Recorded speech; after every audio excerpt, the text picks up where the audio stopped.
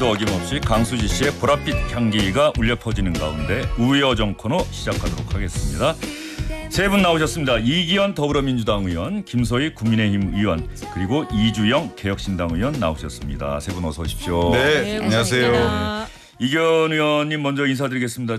오랜만입니다. 오랜만입니다. 예, 잘 지냈어요? 예. 네. 일단 국회의원 된 지가 이제 얼마 되셨습니까? 뭐 1년 조금 더 됐죠. 1년 예. 어떠세요?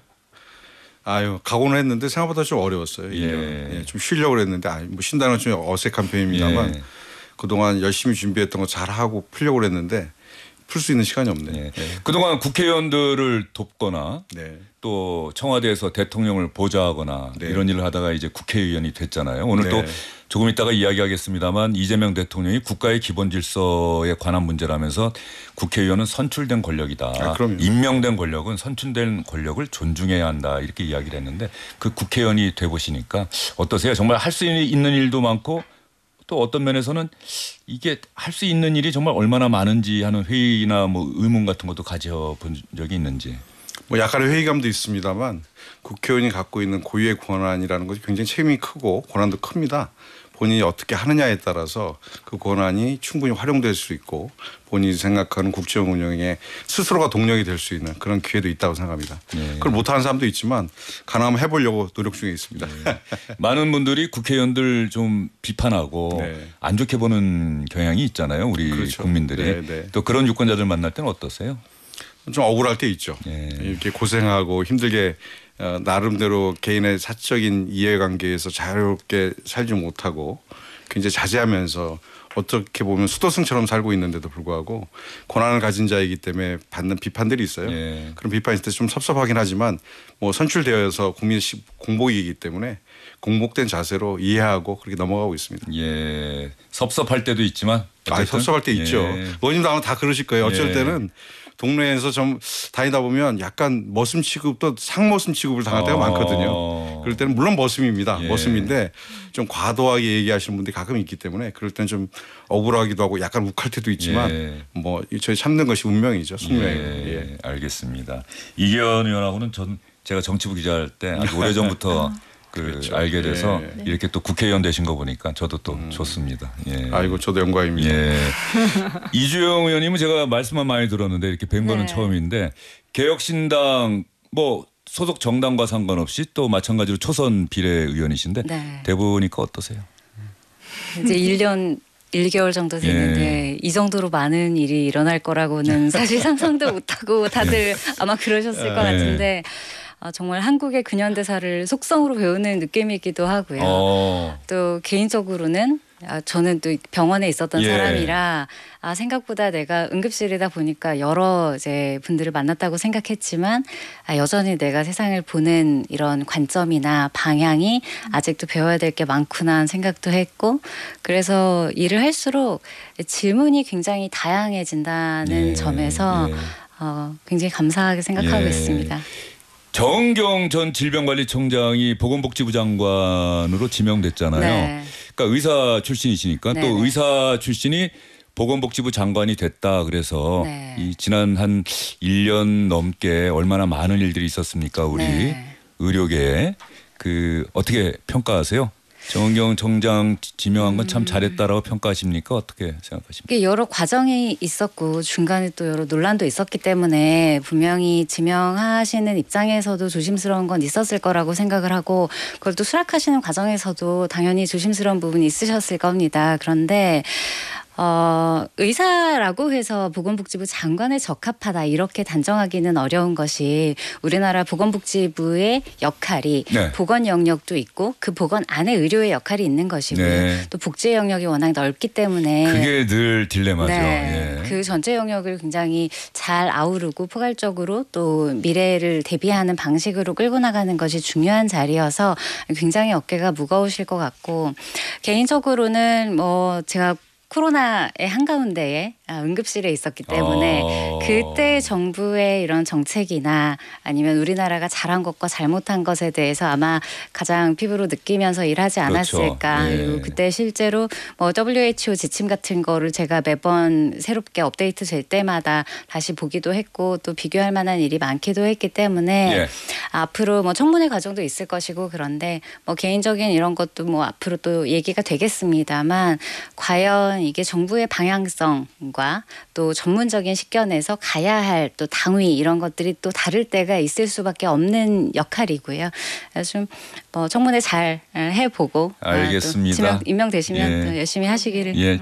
정은경 보건복지부 장관 후보자 인사청문회 지켜보자. 네. 예, 알겠습니다. 의사 출신이라고 무조건 잘한다고 볼 수는 없다. 그렇습니다. 예, 알겠습니다. 두 의원님은 오늘 또 주영진의 뉴스 직격에서 처음 뵈갖고 또 반가워서 제가 먼저 좀 질문을 드려봤습니다. 네. 김서 의원님 좀 서운하실까봐. 아니 괜찮습니다. 국민의힘은 대선이 끝나고 이제 한 달이 다 돼가는데 네. 많은 변화가 없었죠. 전혀 없었죠. 예. 네, 어제 이제 김용태 비대위원장 사퇴하면서 예. 빵점이라고 얘기했는데 예. 공감합니다. 네. 아 역시 빵점이다. 예. 네. 어떡합니까? 이거 빵점 그러니까요. 맞으면 안 되는데. 저희가 스스로 뼈를 깎는 노력을 해야 저희가 건강해져야 이제 여당을 비판하더라도 국민들이 받아들이실 텐데 저희가 아무리 비판해도 너나 잘해 이러시니까 예. 너무 속상하거든요. 예. 네, 그래서 그거 해야 합니다. 우선 예. 스스로 개혁하는 거 그거 먼저 해야 합니다. 좀 조심스러운 질문입니다만은 네. 국민의힘에 몸담고 네. 1년을 지켜보니까 대선을 네. 치러보니까 국민의힘은 기자들이 이야기하는 대로 대구 경북 중심의 정당이다라는 거를 실감하십니까? 이거 뭐 어려우시면 실감합니다. 예, 실감합니까? 네, 예. 일단 뭐 원내대표 선거나 뭐 여러 가지로 봤을 때 그리고 아무래도 이제 대구 지역, 경북 지역의 의원님들이 많으셔서 그 관련된 소속 당원들도 또 숫자가 많고 해서 여러 가지로 의원님들이 활동하시는 영역이 굉장히 좀 크고 목소리도 좀 큰 편이고 예. 그래서 수도권 중심의 정당이 돼야지 우리가 진정으로 이제 또 여당에 맞서서 또 목소리를 낼 수 있지 않을까 싶어서 저희의 개혁은 방향은 그 수도권 중심의 정당으로 되자라는 목소리를 내고 싶은데 워낙 숫자가 작습니다. 지금 국민의힘 또 민주당 개혁신당은 아직 저 원내 의석이 좀 적다 보니까 국민의힘과 민주당과 국민의힘 보면 예전에는 그 대통령이나 아니면은 절대적인 어떤 리더십을 갖춘 대표가 있을 때도 항상 소장파라고 하는 세력이 늘 존재했어요. 당의 개혁, 정치 네. 개혁을 외쳤던. 그런데 지금 국민의힘을 보면 네. 그런 소장파가 존재하나 민주당도 예전과는 좀 분위기가 많이 달라진 것 같은데 차례로 한번 김소 의원님 한번. 그러니까 그 저희 선배 의원님들께서 이제 뭐 예전에 남원정처럼 네. 소장파 얘기를 하시고 그래서 이제 초선 의원들 중심으로 이제 젊은 세력들 중심으로 작년에 잠깐 반짝했는데 그 목소리가 일단 다 묻혔고요. 당내에서 이 목소리를 내기가 조금 힘든 건 사실이어서 네.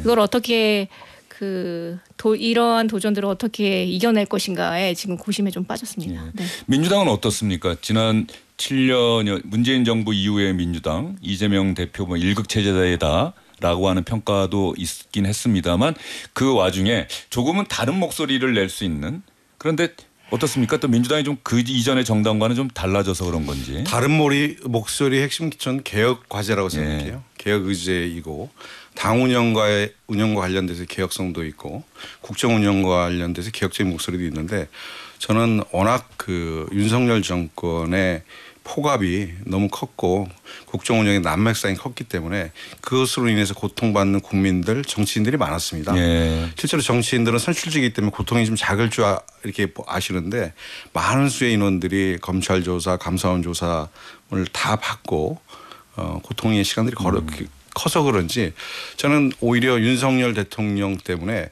모든 개혁적인 과제에 대한 목소리가 지난 정부로 향했던 것이 있다고 생각합니다. 저는 그래서 초선 의원들 중에 재선 의원들 중에 새로운 세대의 목소리가 작게 나왔다라고 하지만 저는 이제 새롭게 시작할 새로운 이재명 정부와에서는 오히려 그 목소리가 국정 운영의 개혁 과제로 돌출될 것이다. 저는 이렇게 좀 바라봅니다. 정책적 네. 예, 과제를 놓고서 오히려 개혁적인 목소리가 나올 것이다. 그렇습니다. 예. 검찰 개혁의 문제도 있고 언론 개혁의 문제도 여러 가지 과제들이 산재해 있는데 그 과제를 해결하는 과정에서 저희들의 젊은 의원들의 목소리가 외화되고 또 그것들이 크게 국민들의 울림을 주지 않을까 저는 이렇게 생각합니다. 알겠습니다. 이기현 김소희 의원님의 지금 말씀 또 많은 청취자 시청자분들께서 또 오래 기억하실 겁니다. 개혁이라고 하는 것은 뭐 시대를 막론하고 상당히 중요한 그렇습니다. 과제고 네. 젊은 초선 정치인들이 또 당연히 지향해야 할 맞습니다. 바다 이런 생각이 듭니다. 조금 전에 앞으로 1시간쯤 전에 우상호 대통령실 정무수석이 이재명 대통령이 모레 점심 식사를 개혁신당을 비롯한 비교섭단체 5당 대표를 비롯한 지도부와 함께 한다.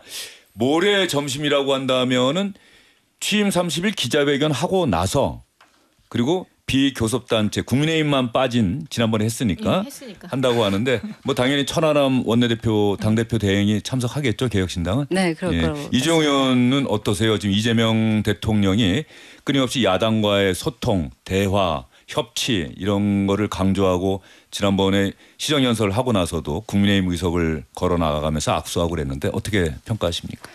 처음에 들어오시자마자 이제 오찬을 국회에서도 하셨고 예. 그 이후로도 계속 이렇게 파격적으로 만나는 것을 굉장히 적극적으로 보여주시는 행보를 하고 있어서 그런 부분 자체는 굉장히 긍정적이다 이렇게 생각을 하기는 합니다.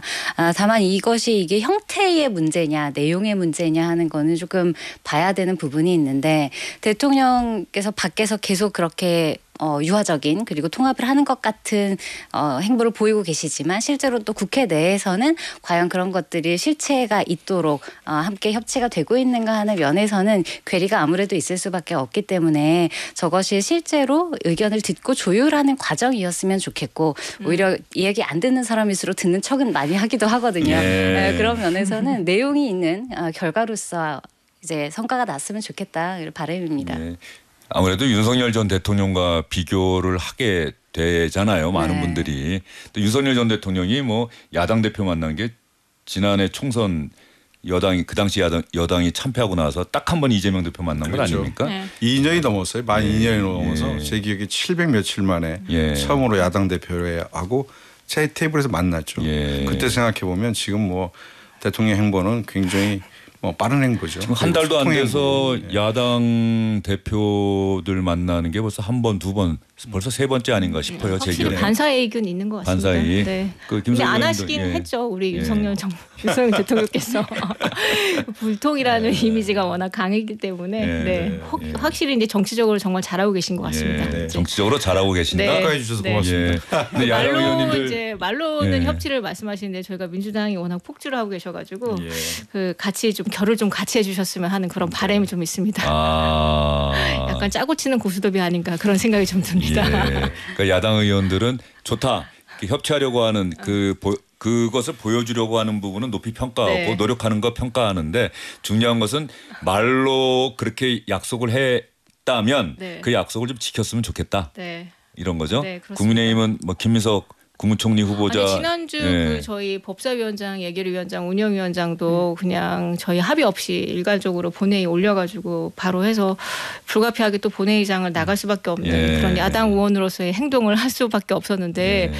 그때도 좀 협치를 좀 해주셨으면 하는 그런 바람이 좀 예. 있었거든요. 그 국민의힘의 뭐 법사위원장 뭐 주고 최소한 법사위원장을 좀 주셨으면 예. 예결위원장 어쨌든 최종 간문이잖아요. 예. 법안 통과의 최종 간문이고 예산도 예결위원장도 최종 간문이니까 그 견제와 균형을 위해서는 그 정도 하나쯤은 양보를 해주시면 우리가 협치를 진짜 이재명 대통령 말씀대로 협치를 해주시는구나 이렇게 믿을 텐데 그런 바람은 헛된 바람이었습니다. 민주당 관점에서 보면은 이재명 정부가 이제 시작하는데 법사위와 예결위가 이 이재명 정부 초반 1년의 성패를 가를 수 있는 그런 중요한 상임위원회다라고 하는 측면 때문에 양보할 수 없었던 겁니까?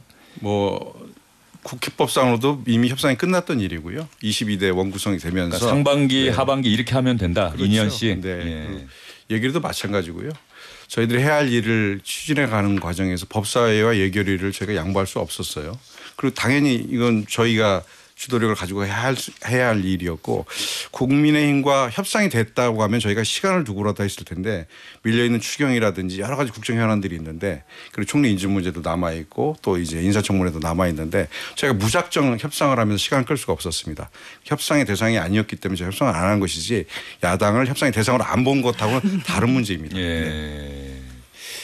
송원석 원내대표 김용태 전 비대위원장이 이재명 대통령과 뭐 오찬 이렇게 하고 오면 그 다음 의원총회에서 의원들에게 그 당시에 있었던 일들을 쭉 이야기를 좀 그다음 합니까? 의총 때 예. 좀 얘기를 좀 상세하게 했었고 좀 약간 한 가지가 좀 실망스러웠던 부분이 어떤 부분이요? 그 김용태 비대위원장이 이제 그때 얘기를 했잖아요. 털면 예. 김민석 후보에 대해서 철회의 요청을 드리면서 그 말씀을 드렸는데 농담이라고 하시기에는 좀 저는 좀 듣기가 거북스럽습니다. 그러니까 젊은 우리 김용태 정치인이라도 비대위원장도 털면 안 나오겠습니까? 예. 라고 하는 그 인식에는 저는 문제가 있다고 봅니다. 저는 털면 안 나올 것 같습니다. 자신하십니까? 네. 예. 근데 그 누구든 털면 나온다는 그런 인식은 일단 좀 저는 잘못됐다고 생각하고 예. 그게 아무리 농담조라도 그런 얘기를 하시면 안 됐을 거라고 저는 생각합니다. 네. 김용태 비대위원장이 그 당시에는 이야기를 안 하다가 네. 김민석 국무총리 후보자 임명동의안 뭐 인사청문회 이 과정을 보다가 그 이야기를 한 것 같아요. 아까 이제 편하게 얘기하는 자리에서 이제 기자가 그 포인트를 좀 짚었던 것 같아요. 네. 그 발언에는 좀 실망했다. 네, 저는 예. 조금. 네. 근데 이재명 대통령은 이견 의원은 뭐 야당 대표 시절부터 쭉 이렇게 예. 보아오셨는데 화법 또 이번 다른 정당과 야당과 협치하려고 하는 노력 이런 부분들은 뭐 야당 대표 시절부터 이미 느끼셨습니까? 어떻습니까? 제가 이재명 대통령 변호사 시절부터 뵀거든요. 그러니까 뭐 뵌 걸로 치면 30년이 넘는데. 그러니까 성남시에서 인권 변호사 인권 변호사시면 정치하기 전이죠. 그 당시에는 성남에서 인권 변호사라는 개념이 굉장히 드물 때인데 그거를 이제 변호사 개업하고 아주 어린 나이에 성남에서 노동자들 학생들 보호하기 위한 일들을 시작하셨어요. 이재명 대통령은 변화 발전하는 정치인이라고 저는 생각합니다. 그리고 이재명 대통령이 갖고 있는 장점은 뭐냐면 계속 변화 발전하고 그것에 의해서 자신감이 생겼다는 겁니다. 최근에 이제 야당 대표들 초청하고 밥 먹고 그리고 30일 만에 기자간담회를 잡고 하는 것들은 국정 운영에 대해서 본인이 대선도 3번째 출마를 해서 당선되셨고 정치도 20여 년간 해왔고 시민사회 경력서부터 시작해서 성남시장 경기도지사까지 거치면서 본인이 국정 운영 전반에 대한 특히 이번 대통령 선거를 거치면서 자신감이 몸에 완전히 붙었다. 저희들 표현은 약간 저는 또 이제 30년 정치했는데 물이 오른 정치인이다 이런 느낌 많이 받아요. 네. 물이 완전히 올라서 어떤 현안이든 어떤 상대를 만나든 자신이 있어요. 그러니까 자신 있게 만나고 언론도 접촉하고 국민들에게도 얼마 전에 광주에서 있었던 타운홀 미팅 같은 경우도 자신 있게 진행을 하고 어떤 과제, 어떤 사람에 대해서도 본인이 감당할 수 있고 해결해 나갈 수 있다. 이런 자신감이 붙었다. 저는 이렇게 생각합니다. 알겠습니다. 동의하십니까?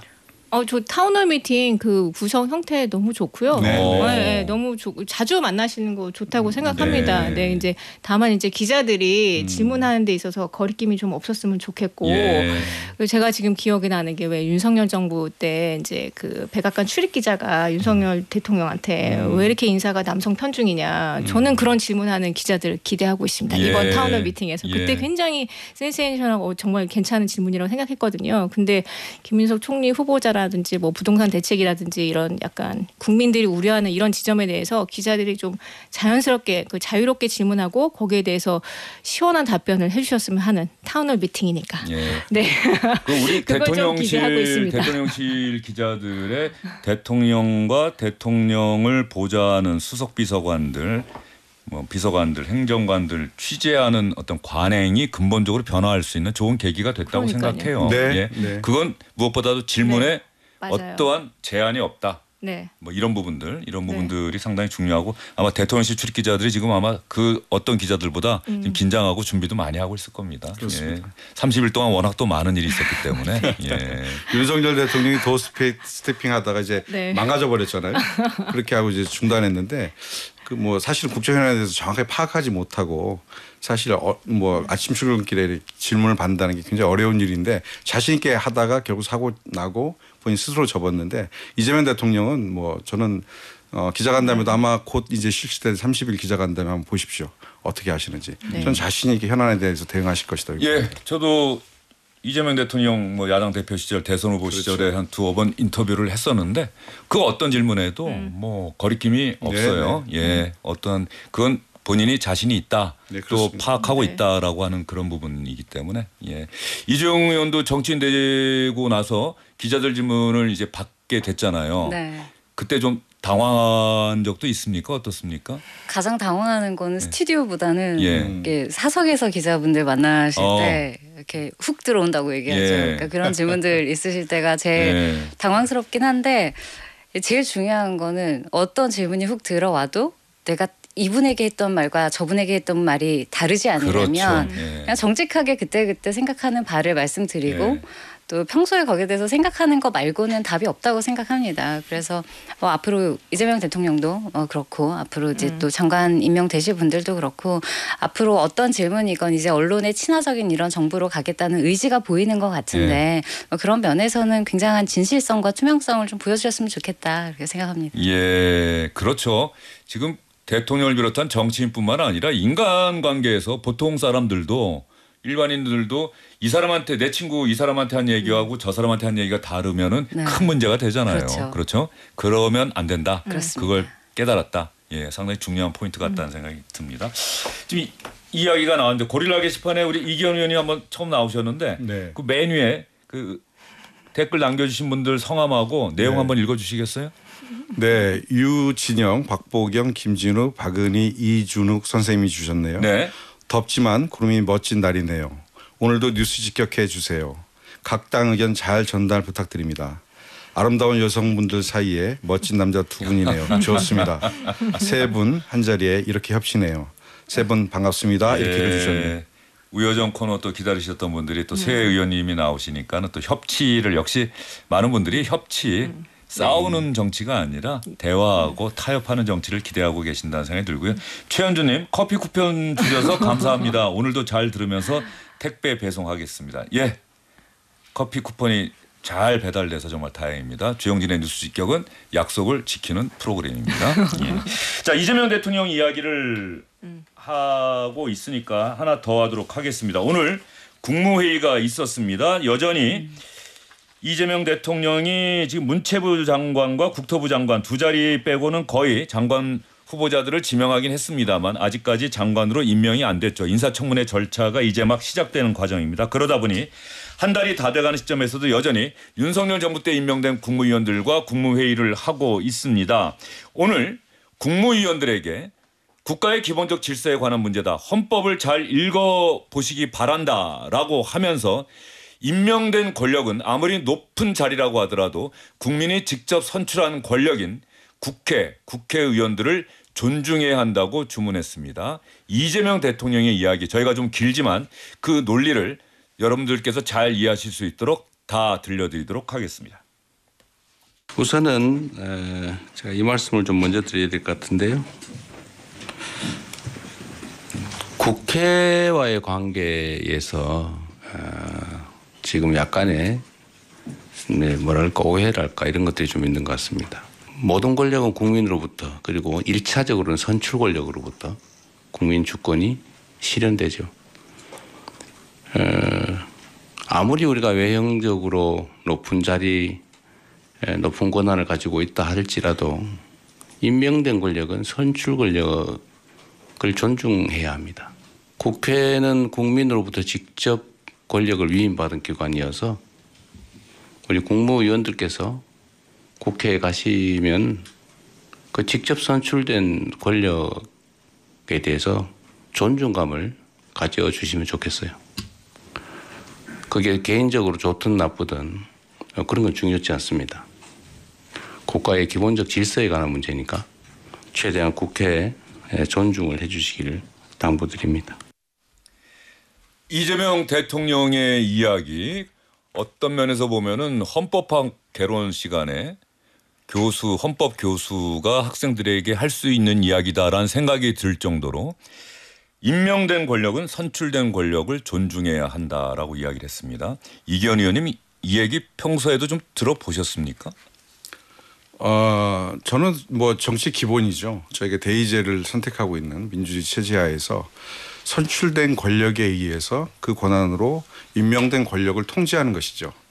그것이 가장 효율적인 국가 운영의 기본 시스템이어야 합니다. 그런데 이 얘기를 사실은 국회의원들이 스스로 하지는 못했어요.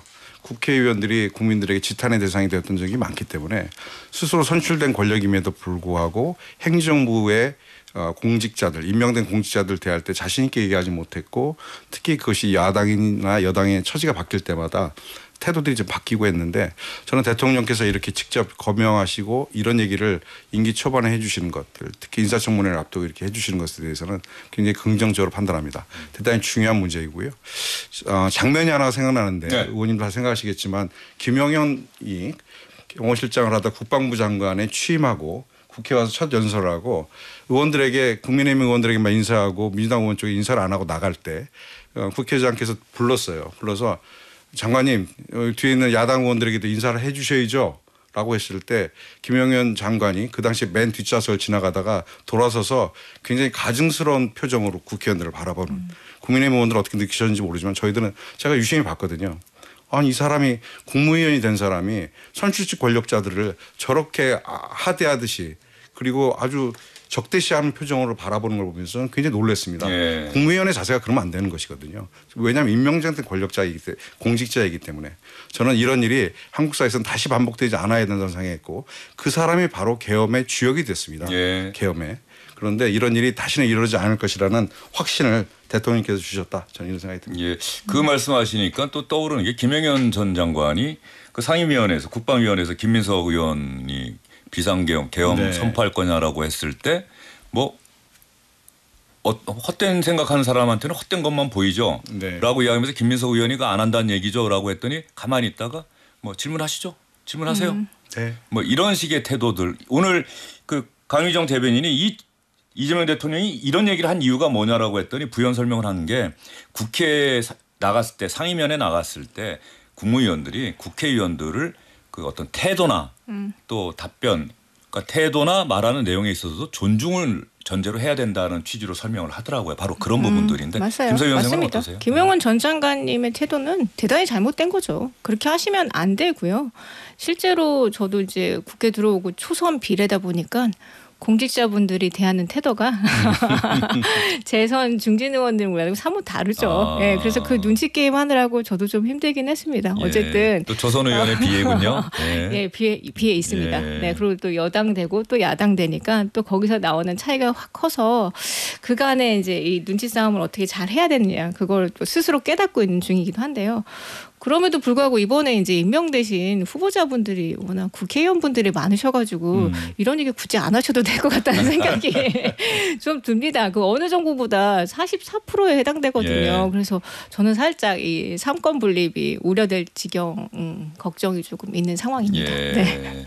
또 어떤 면에서는 또 정치인들을 장관으로 임명한 것은 책임 정치라는 측면에서 보면은 우리가 꼭 의원 내각제나 뭐 내각 책임제는 아니라고 하더라도 또 상당 부분 점점점 이렇게 그 국회의원 출신 장관이 그 숫자가 점점 늘어난 것도 또 사실이거든요. 굉장히 많이 늘어나서 예. 국회의원 하시는 분들이 장관하고 싶어 하시는 그 열망이 굉장히 크시더라고요. 근데 이제 뭐 다른 선진 정치인 미국은 공직을 사실은 아예 그렇죠. 겸직하지 아예 전면 금지를 하고 예, 있어서 예. 이게 과연 맞는가 하는 생각이 좀 살짝 들기도 이게 또 합니다. 헌법에 나오는 얘기인데 우리나라의 이 대통령제가 순수 대통령제가 아니라 대통령제와 의원 내각제를 좀 혼합한 요소가 있다라는 걸 저는 헌법 시간에 배웠던 기억이 그래서 납니다. 실제로 예. 의원회관에서는 이제 예. 후보자로 지명된 분들한테 인사청문회 앞두고 있는데도 불구하고 아우 장관 후보 되신 거 축하드립니다 이렇게 인사를 해야 되니까 그게 그리고 이제 의원 출신 장관 후보자분들은 되게 인사청문회에서 이제 통과되는 약간 여태까지 그런 낭만 관례들이 경우가 좀 없다고 있어. 하더라고요. 그래서 예. 그게 지금 야당 의원으로서의 굉장히 큰 딜레마 중에 하나입니다. 예. 이정우 의원님 이재명 대통령 오늘 이 발언은 어떻게 또 평가하세요? 저도 비슷하게 느끼고 있는데 아까 이기현 의원님 말씀하셨듯이 이전에 뭐 그 국방부 장관의 문제는 굉장히 문제가 많았던 것은 사실이고요. 그런데 대통령부터도 사실은 선출된 권력인데다가 그 외의 분들을 본인이 이제 곁에 두고 있는 이미 선출된 국회의원으로 대부분을 꾸리고 있는 상황에서 그러면 이 발언은 누구를 정확하게 향한 것이냐 하는 것을 한번은 짚어볼 필요가 있다고 생각을 하고 과연 이것이 존중의 문제만을 원론적으로 이야기하기 위해서 하신 것일까 아니면 본인이 그렇지 않다고 생각하는 일부를 향해서 메시지를 던진 것인가 하는 부분을 좀 짚어볼 필요가 있다고 생각합니다. 그리고 이건 약간 다른 이야기이긴 한데 물론 선출된 이 직을 가진 분들이 국민의 민의를 받은 것이기 때문에 그걸 존중을 받아야 되는 것은 맞는데 실제로 국회 내에서 청문회뿐만이 아니라 국정감사라든가 전체 질의 같은 걸 해보면 실제로 그 반대의 경우도 많습니다. 그래서 상호 존중할 수 있는 상황인데 장관직에 계신 분들을 너무 하대한다던가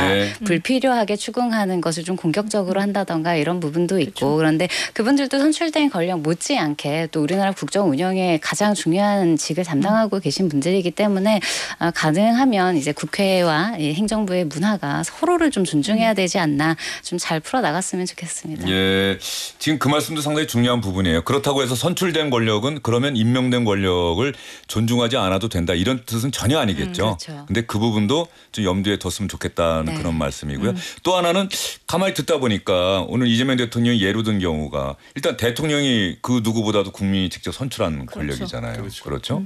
그리고 여기에 국회의원이 있고 또 광역단체장들이 있고 또 기초의원, 광역의원 뭐 이런 분들이 선출된 권력 아니겠습니까?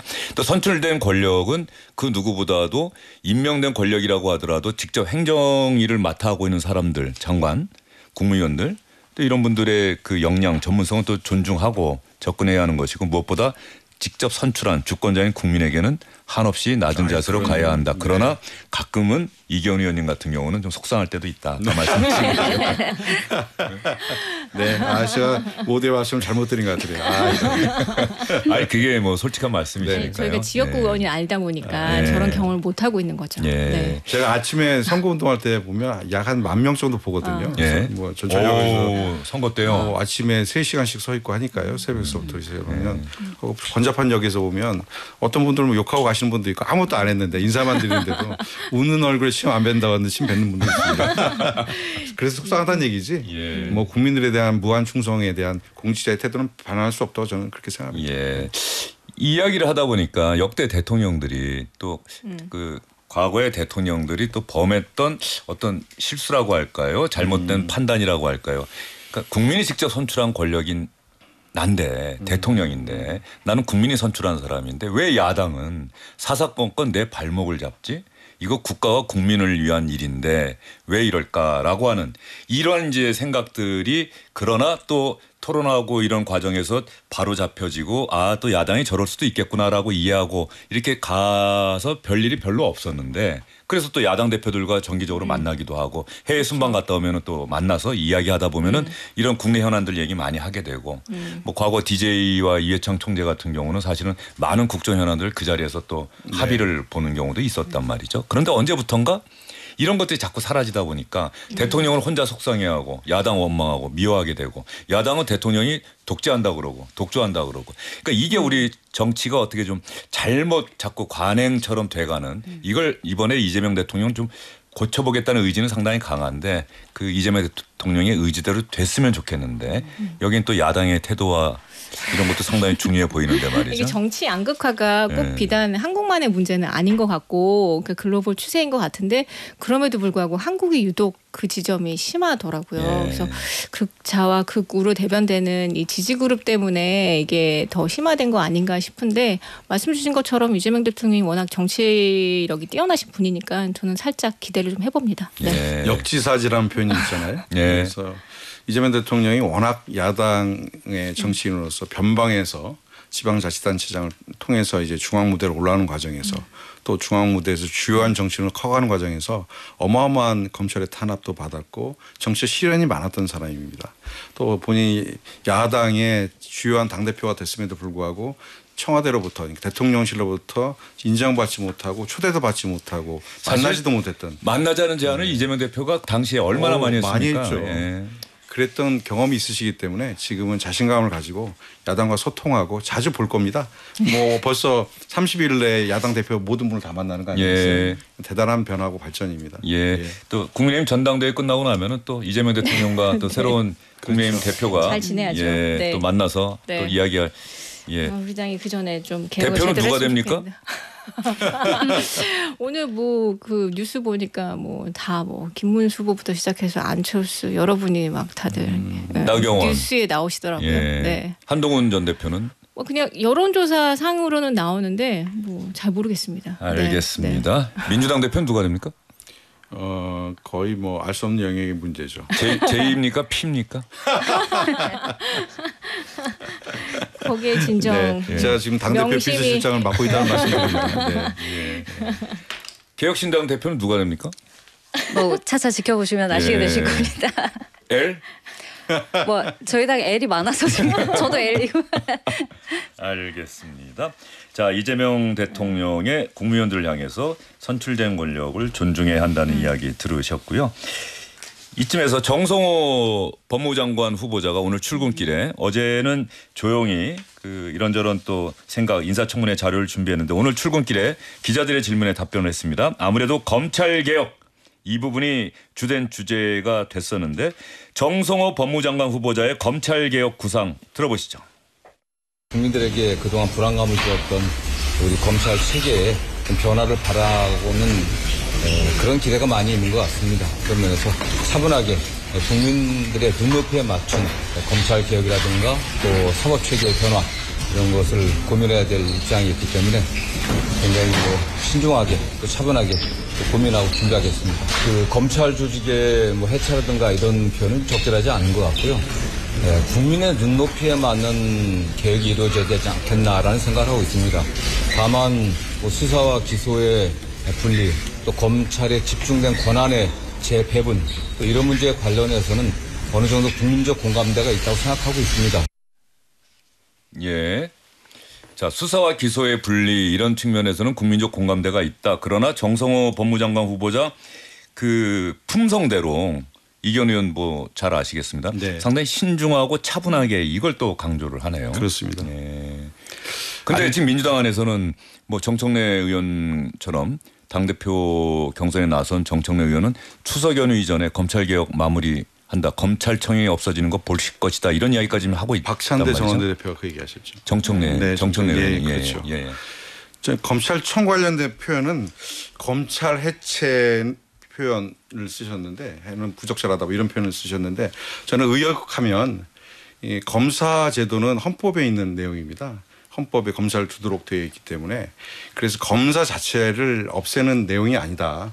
검찰의 지금의 막대한 권한을 기소와 수사의 두 권한을 기소청 그러니까 기소청과 공소청이죠. 표현을 하면 공소청과 중대범죄수사청으로 두 가지로 나눈다라는 것을 차분하게 준비하고 그 과정에서 생길 수 있는 형사사법제도의 급격한 변화로 인한 혼란, 국민들의 피해 이런 것도 최소화시켜가면서 이것을 안착시켜 나가겠다라는 말씀으로 저는 이해했습니다. 일단 단순하게 생각하면은 수사와 기소 분리한다. 수사는 그렇습니다. 검사 따로 있고 기소를 하는 검사 따로 있다. 이렇게 생각하면 됩니까? 그 구상이? 네, 그렇게 봐요. 뭐 명칭은 뭐 검사가 될지 수사관이 될지는 모르겠습니다만, 예, 그게 지금 검찰 개혁의 어떤 핵심적인 내용이다라고 이렇게 우리 청취자분들이 이해하시면 됩니까? 네, 그렇습니다. 예. 기소와 수사를 정확하게 분리해내는 것입니다. 그 예. 과정에서 많은 기소권과 수사권을 같이 한 조직이 가지고 있으면서 사실은 수사도 독점하고 기소권 핵심이 기소를 안 할 권리를 가지고 있는 겁니다. 그렇죠. 불기소도 네. 그 결정 안에 들어가는 불기소를 거니까. 본인들이 검사들이 기소하지 않으면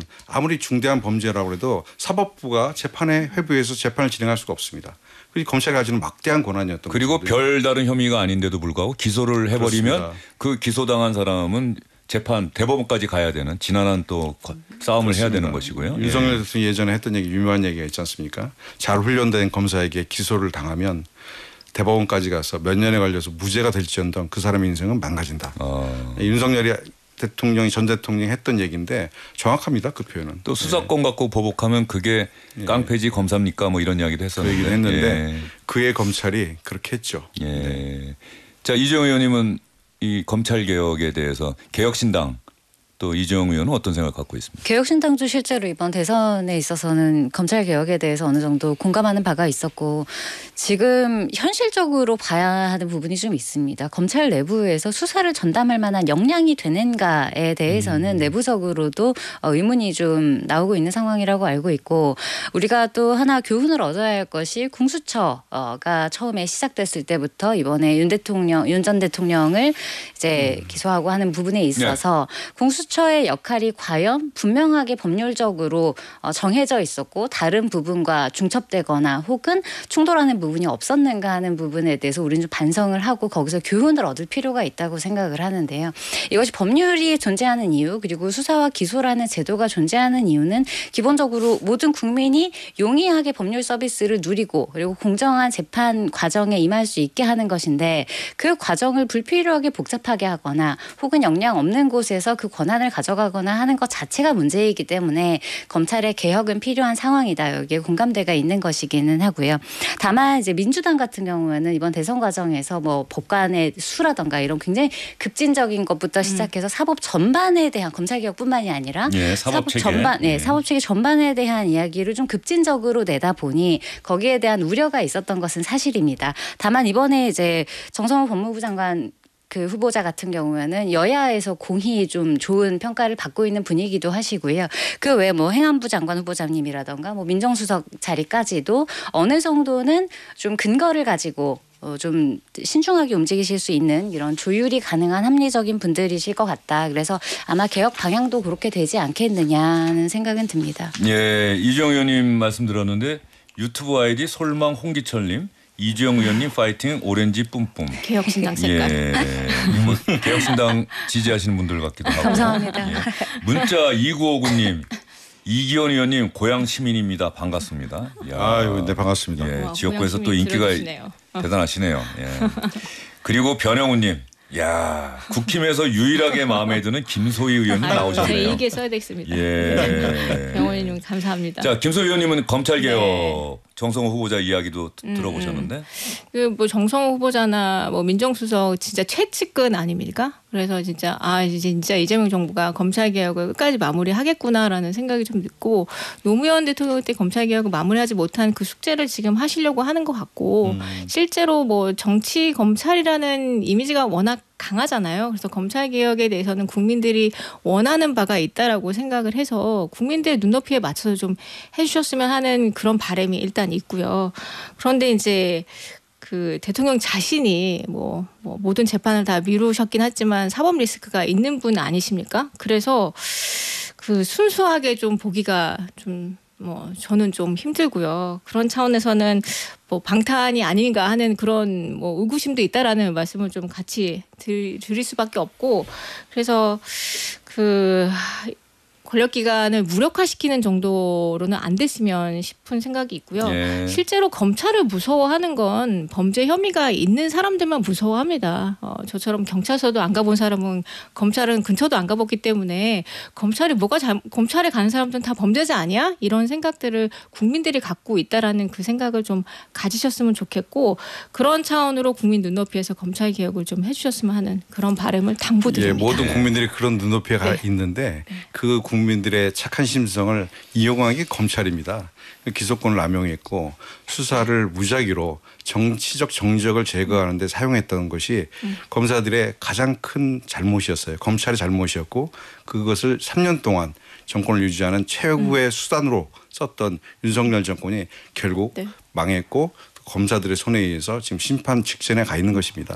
여러 가지로 이제 그런 부분 수사권하고 기소권 분리하는 부분에 대해서는 의견이 합의가 좀 되는 것 같은데 실제로 그 과정에서 정말 국민들의 삶에 꼭 진짜 강력 범죄라든지 그거를 하는데 피해를 좀 안 주는 방향으로 그런 범죄자들을 잡는 데는 이제 뭐 구멍이 생기지 않게끔 그렇게 좀 개혁을 해주시면 저희는 괜찮습니다. 정성호 법무부 장관이 얘기하신 내용이 그런 내용입니다. 네. 형사사법 체계가 흔들리지 않는 틀에서 분명하게 개혁 작업들을 진행하겠다. 그래 기소청과 공소청을 수사청으로 나누겠다라는 얘기를 하신 거고요. 그것에 대해서 국민들의 혼란이 더욱더 가중되지 않도록 최선의 노력을 다하겠다는 얘기십니다. 정성호 후보자가 강조한 게 어제 저도 직접 통화를 했는데요. 국민에게 피해를 주지 않는 그런 검찰개혁 그리고 동시에 야당과의 협의 예. 나를 법무장관으로 지명한 대통령의 뜻은 충분한 수기 과정을 거쳐서 정말로 야당과도 협의해서 네. 검찰 개혁은 결국 국회가 하는 거 아닙니까? 그렇습니다. 입법을 그렇죠. 통해서 마무리되는 그렇죠. 거기 때문에 이거는 네. 행정부에서 뭐 맞습니다. 한다고 해서 딱 끝나는 게 아니기 때문에 앞으로 국회 논의 과정 잘 살펴보도록 이미 검찰 하겠습니다. 개혁에 대한 국민적 동의가 있습니다. 거기에 있죠. 맞춰서 네. 국회에서 또 다수당을 가지고 있는 민주당, 여당이 이미 검찰 개혁에 대한 입법을 다 만들어 놨고요. 이제 그것을 의결해서 통과시키는 절차만 남아 있습니다. 행정부는 그것을 집행하는 것이죠. 안정적으로. 예. 예. 알겠습니다. 자, 이재명 대통령 이야기를 많이 했는데 국민의힘 또 야당 이야기 안 하고 넘어가면 오늘 나오신 야당 의원님들 또 서운하실 것 같아서 송원석 원내대표가 오늘 용산 대통령실 앞에서 아마 국민의힘이 뭐 항의 집회 비슷하게 한 것 같아요. 이 자리에서 네. 어떤 이야기했는지 여러분께 들려드리고 또 여러분들에게 또 질문 드리도록 하겠습니다. 우리가 오늘 여기 대통령실 앞에까지 온 것은 이재명 정권과 더불어민주당이 국회 안에서 야당의 목소리를 묵살하고 협치를 저버렸기 때문입니다.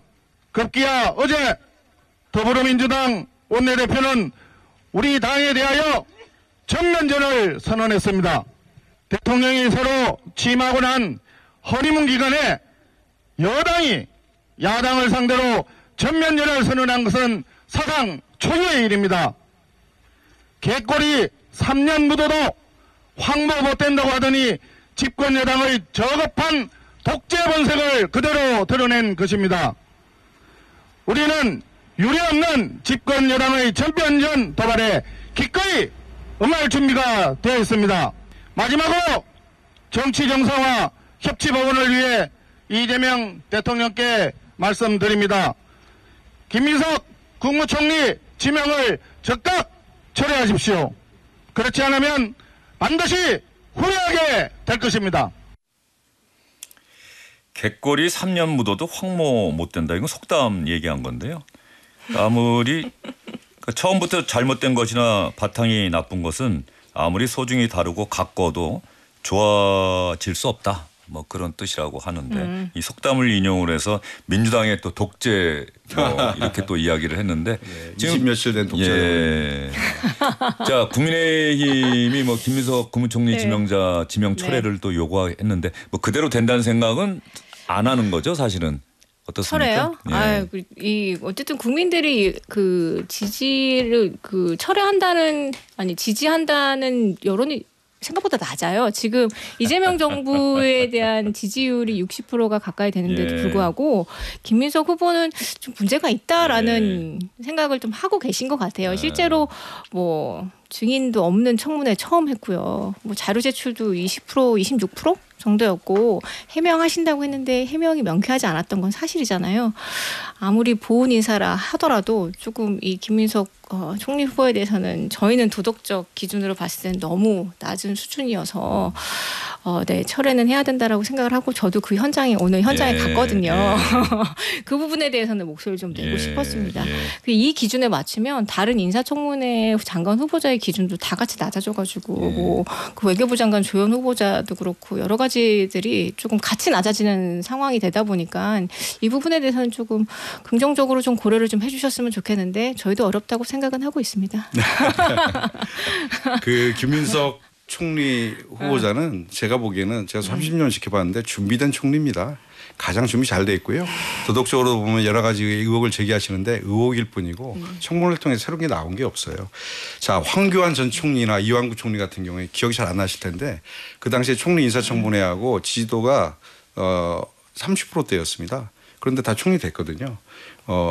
지금 김민석 총리 후보자의 경우는 과반이 넘는 사람들이 여론조사에서 보면 총리로 적정하다 이렇게 바라보고 있는데 저는 그 여론조사 보면 이 김민석 후보자에 대한 여러 가지 의혹이 있었음에도 불구하고 저는 국민들께서 인정해주고 있다. 그리고 청문회에서 안정적인 답변 태도 그리고 각 사안마다 준비된 태도들을 봤을 때 국민들이 이분에게는 총리 맡겨도 되겠다. 다만 총리 지명이 빨라져야 이재명 정부가 힘있게 민생도 살려내고 또 국민들이 바랬던 국정 안정화를 빨리 시작할 수 있을 텐데 그것이 늦어지는 것이 저는 답답합니다. 그래서 저희는 국민의힘에게 빨리 이것을 좀 총리 인사청문 보고서를 채택해달라고 말씀드렸는데 이제 시한이 넘어서 이제 얼마 안 남았어요. 그래서 네. 저희는 이제 7월 3일 날 내일 모레 본회의에서 강행하려고 좀 생각하고 있습니다. 모레가 이재명 대통령 취임 30일이 되기도 하고 네. 기자회견도 있고 야 5당과의 오찬도 있고 네. 김민석 국무총리 후보자 네, 임명동의안 민주. 표결도 있고 상당히 중요한 날이 될 것 같습니다.